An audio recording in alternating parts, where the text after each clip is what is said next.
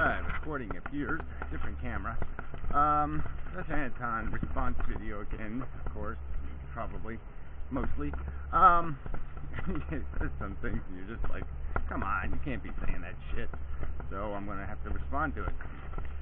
So he's arguing that he doesn't like this idea that well, it's the reductionism thing again. But he doesn't agree that religion was the first science. He doesn't think that's he calls it ridiculous? No. Well, whatever. He calls it something like ridiculous to think so. And then he concedes that maybe 50% of it was science. What was, people doing that. But no, he still thinks the real magic of it was religion was not an invention. No, it was somehow the actual and real substantial need of the human to whatever, marvel at its own humanness. That there's something more to the game. That it isn't like, okay, here we are, let's figure out who did this. I mean, it seems so obvious that it was the first science, it was the first guess at what reality is. And what did the first guessers do?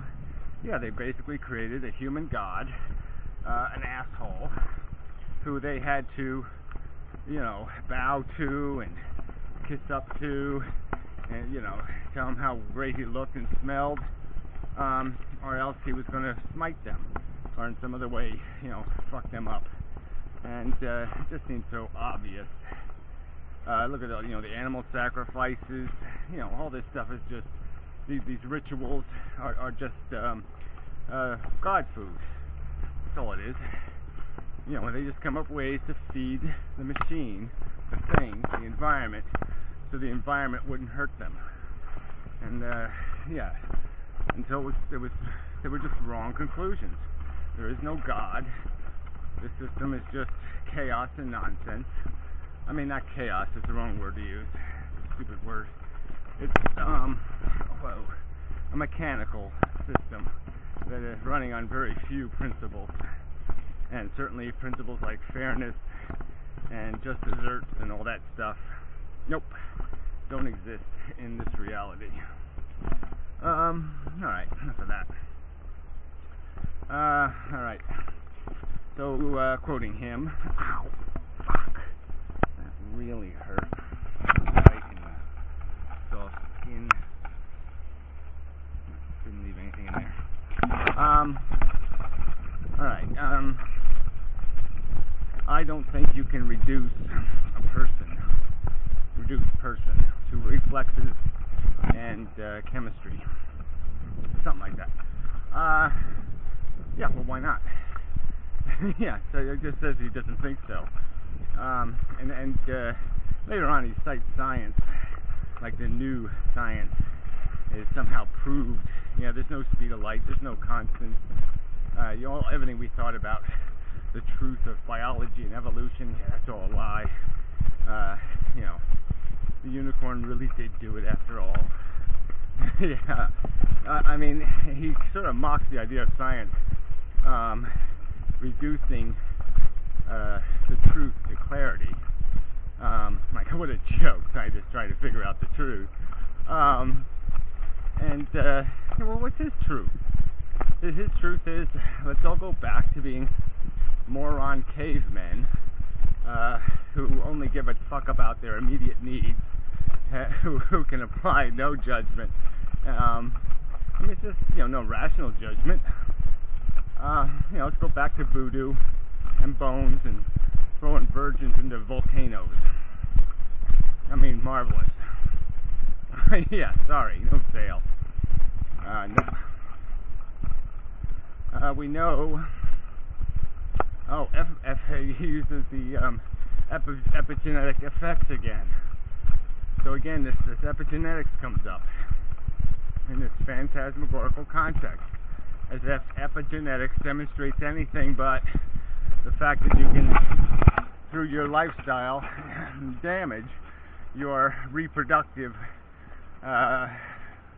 quanta, your substance, the substance of your reproductive elements. You can do damage to them through a harsh or brutal lifestyle, and that damage can be reflected in your progeny. There's been no demonstration of positive epigenetic effects beyond healthy. Healthy will mean that you have a quality reproduction. That's all. Unhealthy means your reproduction will have more deviations from its native process. So anyway, just bullshit. This epigenetic stuff is just crap. Not that it's crap science, because there are lots of little machines that make the DNA molecule work, lots of them, but they don't have a genetic heritage, just like a sperm cell. Sperm cell, unlike other cells, has no self-interest DNA. It's completely, it can't do any personal evolution. That's why they're completely unevolved entities. That's why sperm cells don't have teeth and haven't turned into little animals. That's why they still remain a very primitive creature, is that they have no capacity to evolve, because they have no personal DNA. And so their personal success or failure will carry little or no information into the future. Identity information. This is who I was, this is what I did. That kind of stuff will not be known in the evolutionary process for a sperm cell. Alright, next. Man, so fucked up. Anyway, we know, alright, all kinds of reductionism that are problematic. So yeah, I've done so many videos on this that, you know, I know it's redundant. So redundancy is more problematic. But what can you do? People who are going to badmouth reductionism, right there, I think you ought to just label a person afraid of reductionism, religious, kooky, wacky, and somebody who wants to cheat. There's no fear of reductionism. What's the fear? That you won't be able to counter-argue evolution? I mean, evolution is a reductionism, taking something we didn't understand and showing you the simple mechanisms of survival, the fittest, natural selection that compose organism structure. And yeah, what's your problem with that? Oh, you can't counter-argue it? Is that your problem? Yeah, you have no alternative theory of truth. So that's why reductionism is a problem, is because, yeah, that science stuff is, yeah, it's kind of brick wall, ain't it? I don't think you're going to get around, you know, evolution or E equals MC squared. Don't think so. How to say it? I don't know, flock behavior he was talking about again. So everybody else has flocks, everybody else has herds, you know, everybody else has personal sheep, you know, but you don't. I mean, it's just such a pile of crap. Yeah, there's a little too much team sport in philosophy, you know, cultural, in, what do you call them, people with a common orientation or interest, common interest, and yeah, they become fighters in these wars of propaganda and rhetoric. And you know, he talks about rhetoric, and again, it's like, you know, everybody else is doing it wrong, he's doing it right. You know, just sorry, Professor, sounds like bullshit to me. Believes in some kind of life, does not like unless he is making them. Doesn't like is statements. Yeah, he apparently doesn't like the word is. So if we say what life was or what it is, yeah, we've crossed some kind of taboo line You're not allowed to talk about the God. That's all he's basically saying. The premise of conversation is it's all mysterious. You know, don't be saying what's behind the curtain. You know, don't look behind the curtain. Don't even talk about the existence of the curtain. Let's just listen to the great Oz, and don't be looking around for alternative explanations. You know, except the emotional, self-aggrandizing, team-aggrandizing crap. Just blatant religion. Believes in some kind of... No, I already did that. The world isn't the Earth in space or something. He doesn't like, you know, everybody else has to qualify their use of a word. So in casual conversation, he can say world, and he can say Earth, and he can say planet, and everybody can know what that means. But if somebody else says it, they have to qualify. What do they mean? What do you mean by world? Do you mean the people of the world? Do you mean the ground of the world? You know, it's just such a crock of shit. And again, it's just this idea that somehow it's not what it appears to be. It's not a biologically infested sun meteor. You know, no, it's you know, some kind of special mission Gaia thing. You know, it's a moon, a sun moon, looking for love. Yeah, looking for a lover, lover Earth. Oh, disgusting. Possible theories, premises will converge. Absurd reductionism. Alright, so he's talking about science again, saying this is absurd of science to attempt to dissect the world. And in his opinion, they've preposterously, science has so failed. I mean, it didn't even come close to curing smallpox, right? It didn't even come close to coming up with that penicillin idea. It didn't come close to anesthesia. No, nothing even close. I mean, this is just bullshit. We've dissected the world. We're gleaning information all the time. It's just nonsense to say this method doesn't work. It's done nothing but work.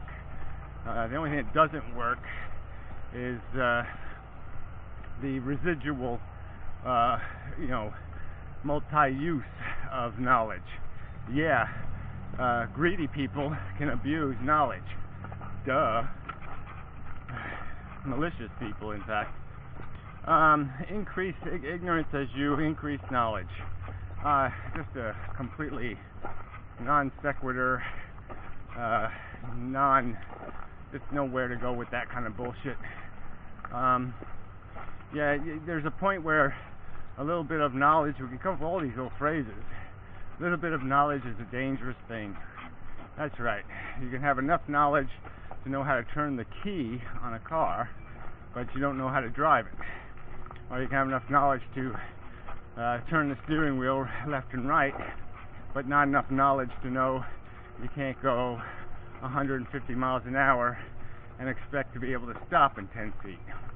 You know, this is, but there's no direct relationship, and all knowledge is in fact informing. The fact that some knowledge gives you the ability to do things you're not prepared or competent to do correctly doesn't change the fact that you are smarter. You're just more powerful and therefore more dangerous, so you need to be smarter than just smarter. You know, but the two paths are parallel.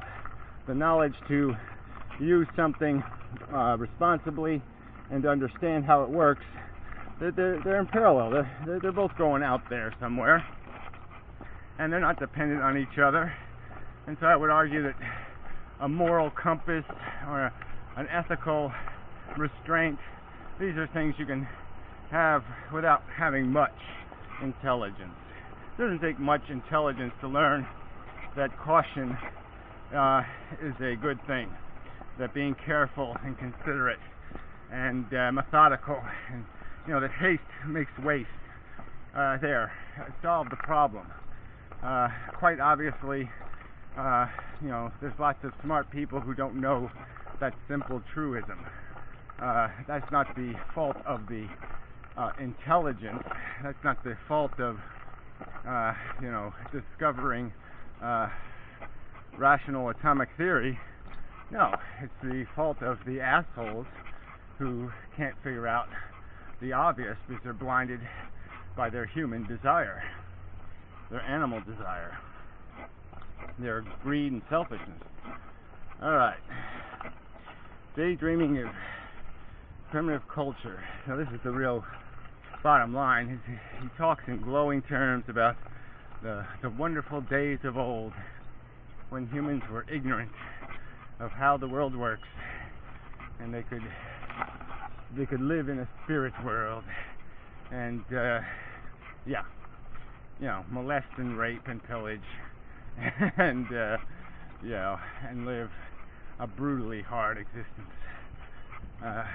pay draconian penalties for minor mistakes. Really a great world. Alright, finally, the new physics thing I'll just make a quick argument on. He makes this argument that somehow the new physics defeats the idea of a material universe, determinism, static constants like the speed of light. He even used that as an example, like there's some sort of real evidence that the speed of light is breakable, and there isn't any real evidence, and so it's just bullshit. Crap, horrid bullshit. And such, so forth and whatnot. So, I guess that's enough of a video. This will make noise. Until next time.